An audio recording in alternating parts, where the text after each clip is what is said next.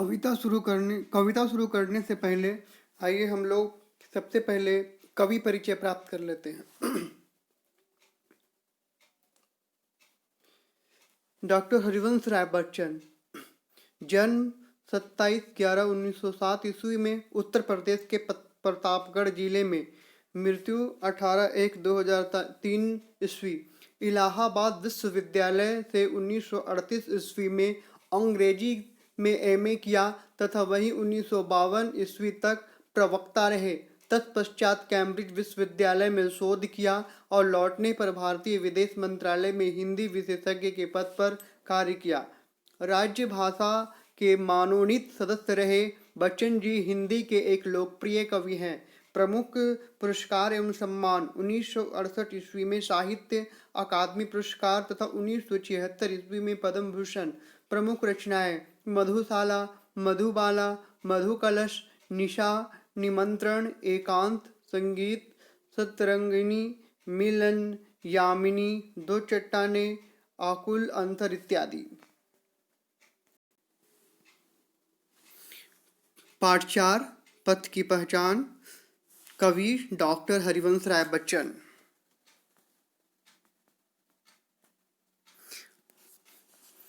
कवि कहते हैं, पथ की पहचान है पूर्व चलने के बटोही। पूर्व मतलब पहले, चलने के बटोही। बटोही मतलब जो रास्ता में चलते हैं, यात्रा करने वाले, बटोही। ये हम ही को कहा गया है। हम जीवन वृत्तांत पर चल रहे हैं, हम हमेशा आगे चलते रहते हैं, तो हम सभी को बटोही कहा गया है। तो पूर्व कवि हम सभी को बटोही कहते हैं। और पूर्व चलने के बटोही बाट की पहचान कर ले। बाट मतलब होता है रास्ता। पूर्व चलने के बटोही बाट की पहचान कर ले। हे यात्री, कहीं किसी भी रास्ते में चलने से पहले आप अपनी रास्ते की पहचान कर ले। जाना किस ओर है उसी ओर चले। पूरब की ओर अगर चलना है तो पश्चिम की ओर ना चले, पूरब की ओर ही चले। पुस्तकों में है नहीं छापी गई इसकी कहानी। बच्चे, हर काम के लिए आपको पुस्तक में ही लिखा हुआ नहीं मिलेगा, आपको अपनी समझ के अनुसार काम करना है। पुस्तकों में है नहीं छापी गई इसकी कहानी, हाल इसका ज्ञात होता है ना औरों की जबानी। हाल इसका ज्ञात होता है ना औरों की जबानी। हर रास्ता में चलने के लिए हर कोई, हर बार, हर समय आपको बताने वाला नहीं मिलेगा। अनगिनत राही गए इस राह से, उनका पता क्या। इस रास्ते से, हे यात्री, इस रास्ते से बहुत लोग राही गए हैं, रास्ते में चलने वाले गए हैं। और वो कहाँ गए इसका हर को का पता नहीं है, पर गए कुछ लोग इस पर छोड़ पैरों की निशानी। लेकिन हाँ, जो इस रास्ते से गए हैं उनके उस रास्ते पर उनकी पैरों की निशानी छूटी हुई है। वह निशानी मुख होकर भी बहुत कुछ बोलती है। भले ही वो निशानी है, मुख मतलब मुंह से कुछ भी नहीं बोलना, तो वह निशानी मुख होकर भी बहुत कुछ बोलती है, लेकिन नहीं बोलने वाला भी बहुत कुछ बोलती है। खोल उसका अर्थ पंथी, पंथ का अनुमान कर ले। लेकिन जो यात्री होते हैं, उस रास्ते, उस पथ के निशानी को, उसके अर्थ को खोल लीजिए, समझ लीजिए और उस रास्ते का अनुमान कर लीजिए। मतलब कि अगर आपको रास्ते में शेर का पंजा दिखा तो आप हाथ में डंडा लेकर जाएंगे। अगर आपको जूता दिखा, अगर आपको रास्ते में जूते का निशान दिखाई दिया तो आप समझ जाएंगे कि आगे पथरीला रास्ता है, इत्यादि। पूर्व चलने के बटोही बाट की पहचान कर ले। यह बुरा है या कि अच्छा, व्यर्थ दिन इस पर बिताना, जब असंभव छोड़ यह पथ दूसरे पर पग बढ़ाना। हमें किसी की अच्छाई यह बुरा है, यह अच्छा है, वह खराब है, यह अच्छा है, ये सब नहीं करना चाहिए। इस पर पूरा दिन बीत जाएगा और ये इससे कोई मतलब नहीं निकलेगा। यह बुरा है या कि अच्छा, व्यर्थ दिन पर इस पर बिताना, जब असंभव छोड़ यह पथ दूसरे पग बढ़ाना। जब कोई रास्ता, जब जब एक पैर आगे ना बढ़े और उस पर कुछ कुछ परेशानी आ रही हो तो दूसरा रास्ता निकालना चाहिए, दूसरे पग बढ़ाना चाहिए।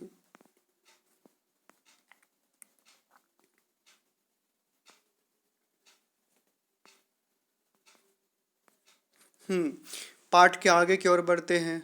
तू इसे अच्छा समझ, यात्रा सरल इससे बनेगी, सोच मत केवल तुझे ही यह पड़ा मन में बिठाना। बच्चे, केवल ये तू इसे अच्छा समझ, आप हर समय पॉजिटिव माइंड रहें, सकारात्मक सोचे, यही है। यात्रा सरल इससे बनेगी, सोच मत केवल तुझे ही यह पड़ा मन में बिठाना। हर सफल पंथी यही विश्वास ले, इस पर पड़ा है, तू इसी पर आज अपने चित्त का अवधान कर ले। हर सफल पंथी है यात्री, यही विश्वास ले, इस पर पड़ा है, तू इसी पर आज अपने चित्त का अवधान कर ले। चित्त मतलब मन होता है, और इसी पर मन को अवधान कर ले, मतलब समझ ले कि इसी रास्ते पर हमको चलना है, समझना है और अब सामंजस्य बैठाना है। पूर्व चलने के बटोही, बाट की पहचान कर ले। है अनिश्चित किस जगह पर सरित गिरी गह्वर मिलेंगे, है अनिश्चित किस जगह पर बाग वन सुंदर मिलेंगे। रास्ते में आपको किस जगह पर सरित, सरित मतलब नदी, गिरी मतलब पहाड़, गह्वर मतलब गुफा, तो कौन से जगह पर नदी मिलेंगी, कौन से जगह पर पहाड़ मिलेंगे, कौन से जगह पर गुफा मिलेंगे, किस जगह पर बाग वन सुंदर मिलेंगे और किस जगह पर बाग बगीचे सुंदर मिलेंगे, ये कोई नहीं, अनिश्चितता की है, अनिश्चित है कि कौन सा जगह पर क्या मिलेगा। किस जगह यात्रा खत्म हो जाएगी, यह भी अनिश्चित है। अनिश्चित कब सुमन, कब कंटक के सर मिलेंगे। यहाँ पे बच्चों, यहाँ पे फूल मतलब अनिश्चित, सुमन मतलब फूल होता है, मतलब खुशी, और कंटक मतलब होता है कांटा, मतलब दुख। तो किस जगह यात्रा खत्म हो जाएगी, कब आपको सफलता मिल जाएगी, ये भी नहीं कहा जा सकता है, यह भी अनिश्चित है। अनिश्चित कब सुमन कब कंटक मिलेंगे, मतलब कब सुख मिलेगा कब दुख मिलेगा। कौन सहसा छूट जाएंगे, मिलेंगे कौन सहसा, आ पड़े कुछ भी रुकेगा, तू न ऐसे आन कर ले। कौन सहसा हमसे मतलब सहसा मतलब अचानक, तो कौन अचानक से हमारा साथ छोड़ जाएगा, कौन अचानक से हमसे मिल जाएगा, आ पड़े कुछ भी रुकेगा, ये रुकने वाला नहीं है, छूटने मिलने का काम होता रहेगा, तू ना ऐसी आन कर ले। इसके लिए हे यात्री, तू इसके लिए अपने आन सम्मान मन ठेस ये हमेशा लेके ना चलो, और सब में संतुलन बनाओ। पूर्व चलने के बटोही, बाट की पहचान कर ले। कौन कहता है कि स्वप्नों को न आने दे हृदय में, देखते सब हैं उन्हें अपनी उम्र अपने समय में।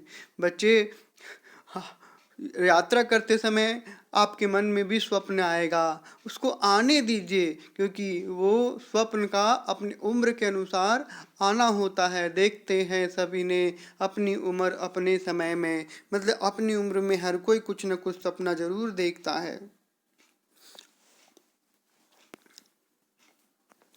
और तू कर यत्न भी तो मिल नहीं सकती सफलता, ए उदय होते लिए कुछ ध्यय नयनों में निलय में। और तू यत्न भी तो मिल नहीं सकती सफलता। बच्चे, इसका मतलब है कि हर प्रयास से, यत्न मतलब प्रयास से सफलता नहीं मिल सकती है, मिलेगी।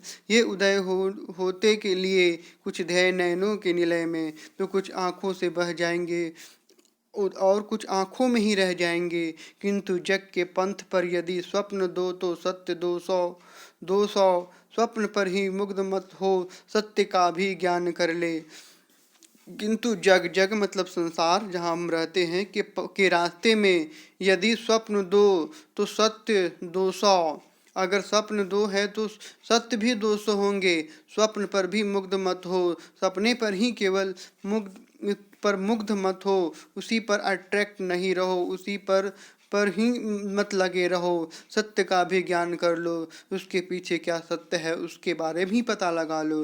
पूर्व चलने के बटोही बाट की पहचान कर ले। स्वप्न आता स्वर्ग का। बच्चे, हमारे मन में स्वर्ग तरह तरह के मन में आते हैं। स्वर्ग है, पैसों की कमी नहीं है, चारों बगल भरा पूरा है, ऐसा नहीं। दृग कोरकों में दीप्ति आती, पंख लग जाते पंगों को ललकती उन्मुक्त छाती। दीर्घ पंख लग जाते पंगों को ललकती उन्मुक्त छाती।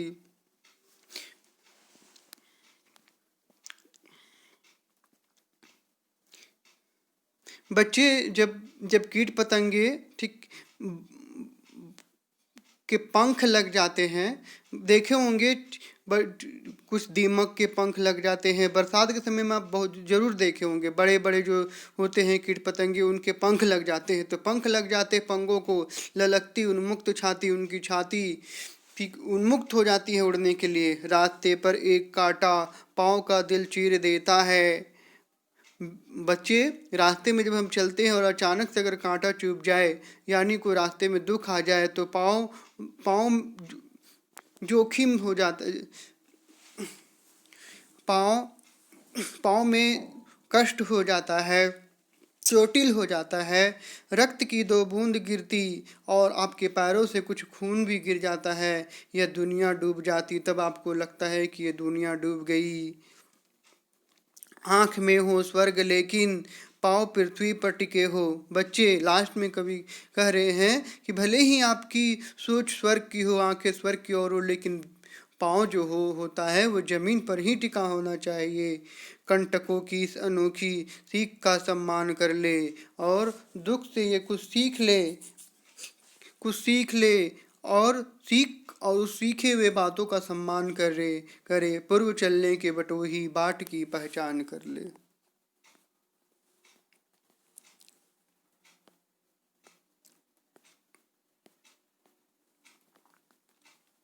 प्रस्तुत और लास्ट में हम कविता के एकदम अंतिम छोर में पहुंच चुके हैं। प्रस्तुत कविता के माध्यम से कवि ने जीवन में सफलता प्राप्त करने के लिए हमें सचेत होकर अपनी राह चुनने की सलाह दी है। कवि का मानना है कि जीवन पथ पर विघ्न बाधाएं आती ही रहेंगी, इनसे विचलित ना होकर हमें सतत आगे बढ़ते रहना चाहिए। बच्चे, मैं फिर से लौटूंगा पाठ प्रश्नोत्तरी वीडियो के लिए। तब तक आपसे आप कविता को पठन पाठन कीजिए, मनन कीजिए, समझिए, याद करके अपने स्कूल के शिक्षक को सुनाइए। मिलता हूँ बच्चों अगले वीडियो में। इंतज़ार कीजिए और तुरंत लौटिए वीडियो से।